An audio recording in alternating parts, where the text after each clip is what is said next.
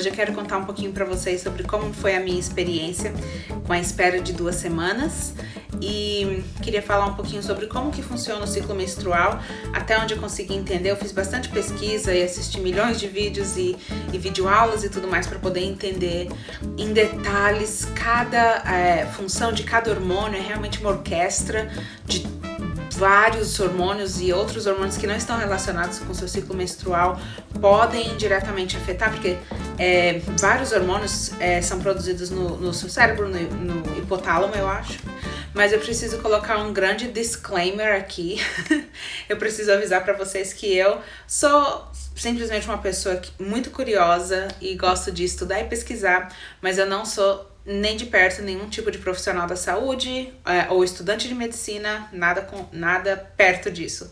Então, pode ser que eu fale alguma coisa errada. Então, a gente tem o ciclo padrão de 28 dias.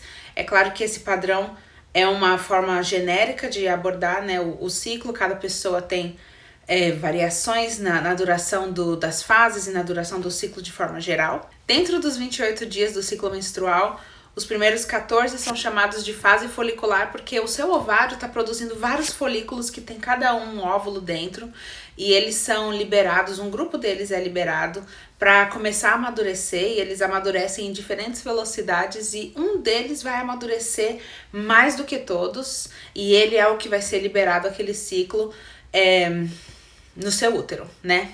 Ele passa pela trompa, né, de Falópio e tudo mais. Como eu falei, tudo isso é orquestrado mesmo, literalmente, né? Tudo isso é direcionado por diferentes hormônios que você produz. Se eu não me engano, existe o FSH, né? O FSH, que é o Follicular Stimulating Hormone. Ele literalmente significa que ele estimula a produção de folículos. Então, ele é produzido e, bom, acho que é meio óbvio, mas de qualquer forma o primeiro dia do ciclo começa no seu primeiro dia de menstruação, né? Então, o primeiro dia que você tem uma menstruação full flow, que eles falam, né? Como fala? Esse é um pequeno problema. Tudo que eu aprendi, eu acabei lendo livros em inglês e vi vídeos em inglês. Eu não sei todos os termos em português, mas eu vou tentar fazer meu melhor. E o que eu não souber, eu vou colocar sempre a tradução aqui. Então, a partir desse dia, é o primeiro dia do seu ciclo menstrual, e naqueles primeiros 14 dias seguidos, né, desse primeiro dia, o seu ovário está trabalhando para produzir, para desenvolver esses folículos, e de novo, cada folículo é uma bolsinha, um pacotinho, onde tem um óvulo dentro. Esses primeiros 14 dias tem o hormônio estrogênio em alta. Na verdade, ele tá subindo, e ele atinge ali um pico no 14º dia, que é o dia da ovulação. Esse pico de estrogênio também o seu corpo também produz um pico de um outro hormônio que chama LH, Luteinizing Hormone, e esse LH é o que vai, de fato, trigar a ovulação, né? Quando você tem esse pico, quando o seu corpo identifica uma determinada quantidade desse hormônio LH, é quando o ovário, então, né, o folículo mais maduro daquele grupo de folículos que estavam amadurecendo, decide se romper e liberar aquele óvulo que finalmente amadureceu 100%.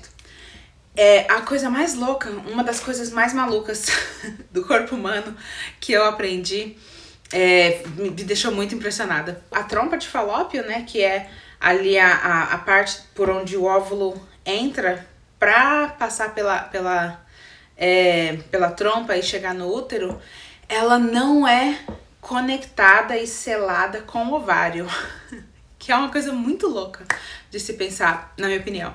Então, na verdade, esse óvulo, né, quando o folículo se rompe, ele é liberado, ele tá na sua cavidade corporal, tá na sua cavidade abdominal, e ele é puxado, né, sugado, não deve ser sugado, mas existe algum tipo de movimento que traz ele para dentro da trompa, e aí, uma vez na trompa, ele já pode ter a possibilidade de ser fecundado, né, se existir espermatozoides no órgão sexual, no útero e na trompa de Falópio. Então, ele já tem a chance de ser fecundado, e na verdade essa é a fecundação ideal, enquanto ele está ainda na trompa de Falópio. Então, assim, imediatamente após você identificar o pico do hormônio LH, que é exatamente como a minha médica me indicou. Então, quando eu comecei a tentar engravidar, eu comprei vários testes que você faz fazendo xixi num copinho descartável. É tipo um copinho de café de plástico.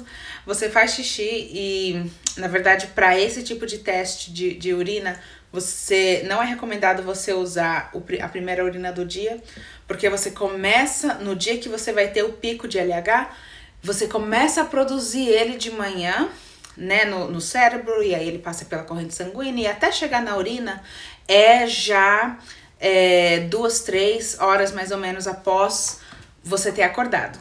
É quando você consegue captar esse pico desse hormônio na urina de forma ideal. E ele tem dois tracinhos. Um tracinho é o controle, né? Então ele tem que existir sempre para a gente saber que o teste tá validado dentro da validade, para saber que o teste está funcionando. E a outra linha é o quanto de hormônio LH ele está conseguindo captar. Ele pode ter vários tons diferentes.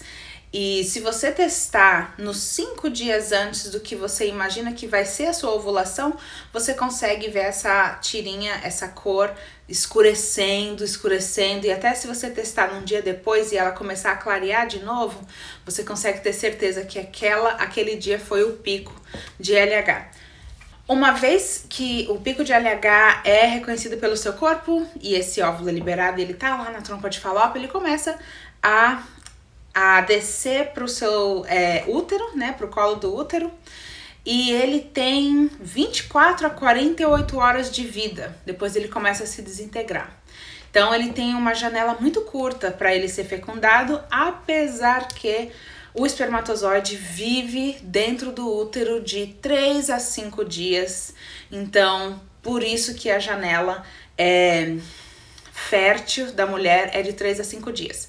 Porque se você tem uma ovulação prevista num determinado dia e você tem espermatozoide no útero 5 dias antes, aquele espermatozoide tem a chance de fecundar o óvulo que ainda vai ser liberado pela trompa de Falópio ali, né, dentro do útero.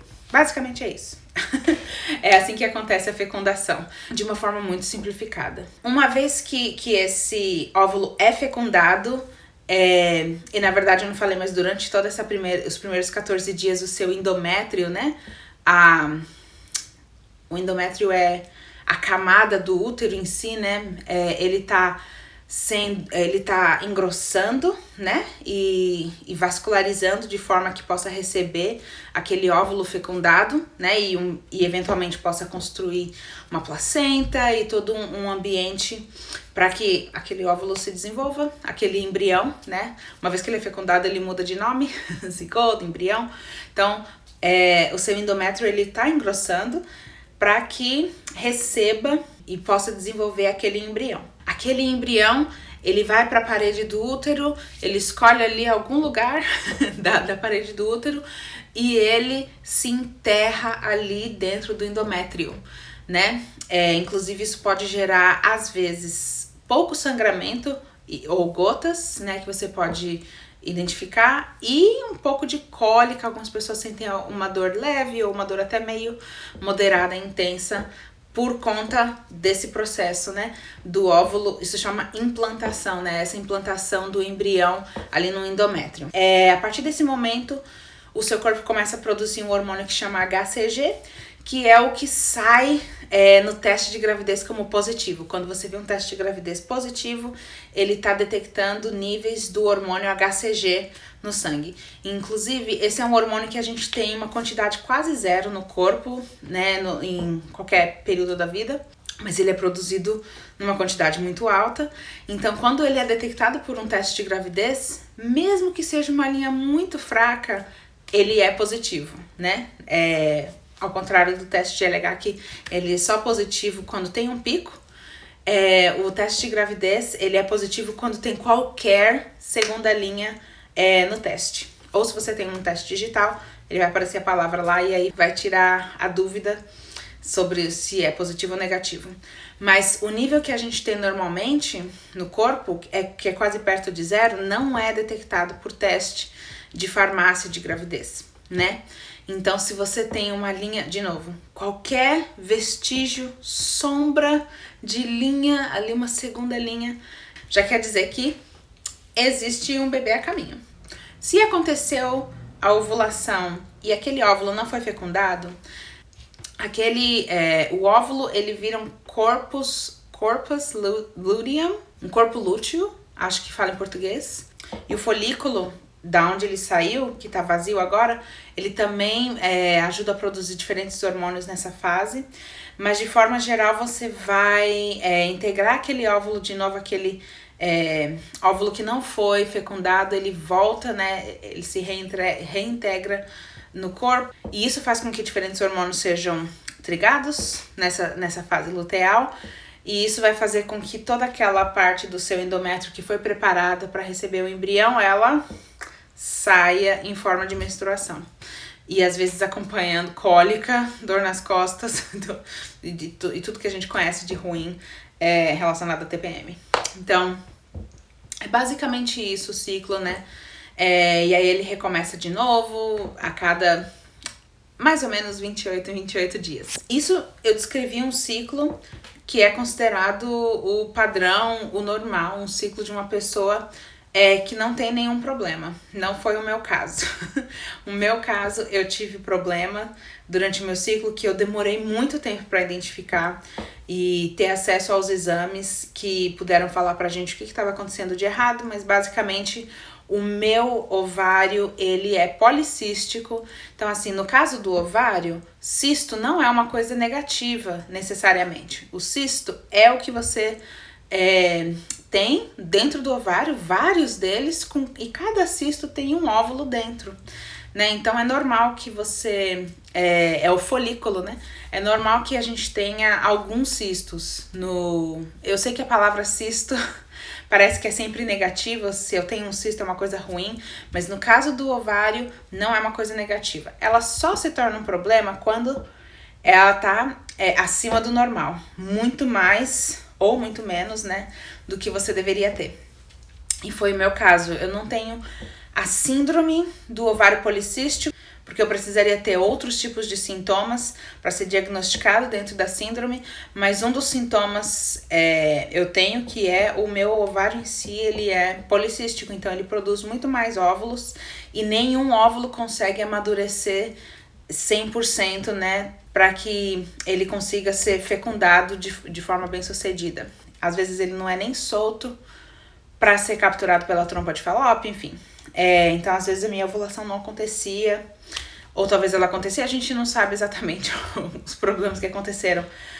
Eu tentei por 14 ciclos até eu conseguir, e pra conseguir, no meu caso, a gente foi numa clínica de fertilidade, fizemos todos os exames que o médico mandou, tanto meu marido quanto eu. A gente decidiu tomar a decisão de iniciar uma medicação para forçar a ovulação essencialmente, e ajudar a regular todos esses hormônios, né, que são necessários para uma ovulação bem sucedida. E por muita sorte, a gente teve sorte demais, a gente estava com o psicológico assim bem abalado, mas ao mesmo tempo preparado para uma jornada longa. A gente achava que podia demorar muitos meses ainda, mesmo com auxílio de fertilidade, mas a gente teve sorte que no primeiro mês, na primeira tentativa, a gente já conseguiu, e a gente acabou fazendo inseminação artificial também, tudo isso assessorado pela clínica de fertilidade. Então, eu monitorei o meu ciclo nos primeiros 14 dias e eu mandava mensagem, e eu estava sempre em contato com a clínica, né, durante esse ciclo, e eles passaram o mesmo teste de farmácia, um teste um pouco diferente. Eles usavam um teste que era digital, em vez de 2 tirinhas, tinha uma carinha feliz, uma carinha... não triste, mas acho que aparecia a carinha feliz só quando eu identificava o pico daquele ciclo do hormônio LH. No dia que eu tive o positivo para o hormônio que triga, né, a ovulação, o LH, eu liguei, e aí a gente marcou uma consulta pro dia seguinte para fazer um procedimento, na verdade, que era essa parte é engraçada. O meu marido vai na clínica de manhã cedo, ele faz a colheita do sêmen numa salinha fechada, E com o sêmen, ele entrega para o laboratório, e o laboratório, em 2 ou 3 horas, eles fazem uma limpeza. Então eles tiram, na verdade, o espermatozoide do sêmen, eles separam em 2 fases, e a porção que tem os espermatozoides, eles conseguem fazer uma limpeza e tirar todos os que têm algum defeito ou que não são móveis o suficiente, né, não tem a mobilidade alta, e eles conseguem uma forma de filtragem, assim, né, para deixar só o espermatozoide que tem excelente qualidade, né? E eu chego em seguida, tudo isso acontece na mesma manhã, no nosso caso foi de manhã cedo, então no mesmo período ali de 5, 6 horas, isso tudo aconteceu. Eu fui pra clínica, é uma sala, né, igual de ginecologista, inclusive quem faz o procedimento é um ginecologista. Naquele dia que eu fiz, foi um médico ginecologista, e ele insere um catéter, um tubinho, pelo cervix, né, e deposita ali, eu acho que são 5 ml dos espermatozoides do meu marido. Isso é a inseminação artificial. E aí, a partir do momento, né, que você teve aquele dia da ovulação e uma potencial fecundação, você tem que esperar 14 dias, né, a espera de 2 semanas, que é os 14 dias mais longos que eu já tive na minha vida, e eu tive isso várias vezes. Esses 14 dias o tempo passa em câmera lenta, cada minuto parece um ano. É horrível, é horrível. Eu não tenho vontade nenhuma de passar por isso de novo, foi um pesadelo mesmo. E aqueles 14 dias você tá esperando para ver se sua menstruação vai chegar ou se você vai testar positivo num teste de gravidez. Agora, existe alguns testes de gravidez que são mais sensíveis. Eles geralmente está escrito assim na caixinha que eles são early detection, né? Eles detectam 5 ou 6 dias antes da sua menstruação vir, mas esses não são 100%. Nenhum teste é 100% antes daqueles 14 dias, né? Mas isso não me parou de fazer o teste. Eu sempre quis saber com a maior antecedência possível. E eu também fiz algumas pesquisas, e pelo que eu entendi, a partir do 7º, 8º dia pós-ovulação, inclusive tem até uma sigla, a gente fala DPO, né, DPO, tem a chance de talvez conseguir detectar uma linha muito fraca no teste de HCG, que é, né, o teste de gravidez. E se você conseguir detectar, e aí para esse teste você realmente quer a primeira urina do dia, não tendo feito xixi em pelo menos 4 horas, se eu não me engano, você não pode estar muito diluído com água, tem que estar muito concentrado o máximo possível para que você consiga detectar uma quantidade muito pequenininha que talvez, né, daquele hormônio que esteja lá. Então para os testes de gravidez, especialmente se você estiver usando um teste de detecção antecipada, é importante que a urina não esteja diluída. Mas tem muita gente na comunidade aí de tentando engravidar, né? A sigla em inglês aqui chama TTC, Trying to Conceive, né? As pessoas que estão tentando conceber. O pessoal, é muito comum você ver assim linha de progressão. Então a pessoa faz um teste às vezes 2 vezes por dia, à noite, né? De manhã e à noite. E aí você consegue ver a linha escurecendo até ela ficar uma clara, né? Segunda linha ali, bem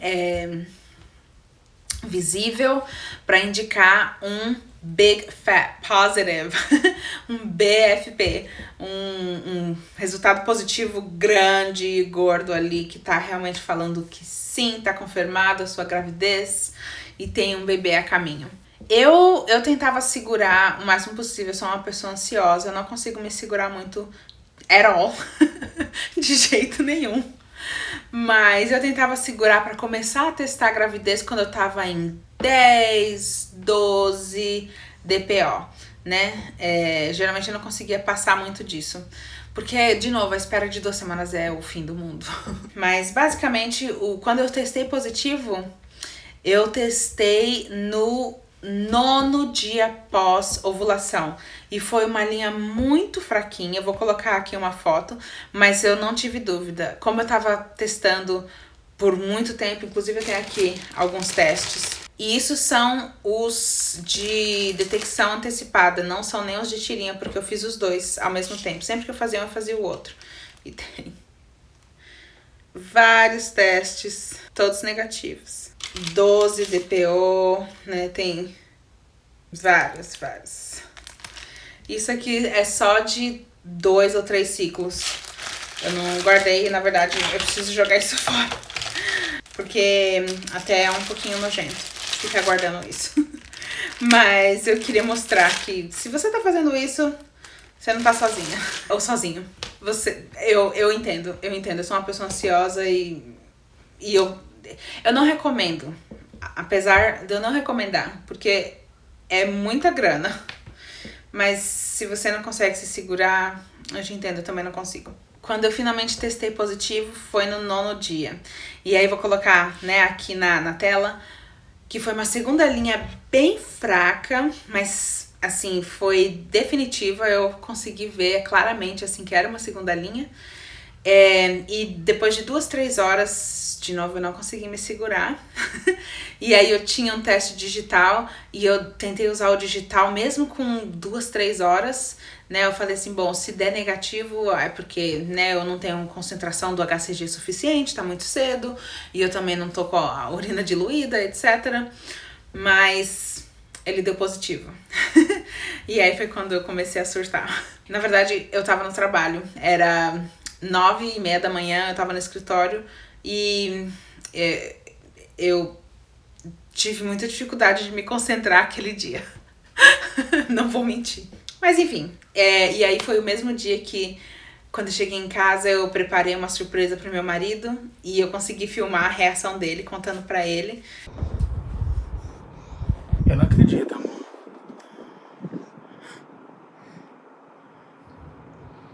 Ai, amor, eu não acredito.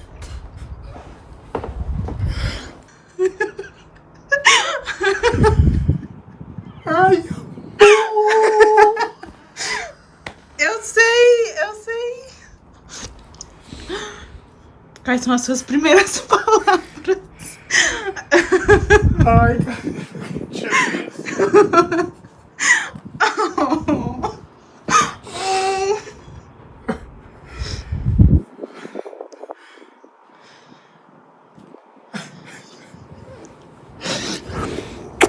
Ai, amor. Eu vou deixar esse vídeo aqui linkado, aqui em cima, se você quiser ver, e também como uma playlist no final do vídeo, se você quiser ver ele. Talvez você veio desse vídeo, do meu anúncio de gravidez. Foi super especial. E eu vou falar aqui alguns sintomas que você talvez comece a sentir dentro dessas 2 semanas, que pode ser que indique uma possível gravidez. O grande problema é que muitos sintomas são iguais aos sintomas de TPM. Então, pode ser que você tá tendo TPM ou pode ser que você tá pra ter um positivo de gravidez. Mas é difícil saber. Tem alguns que não são assim, então eu vou listar aqui os sintomas daqui a pouco. E eu vou falar os que eu tive também. Vamos para os sintomas.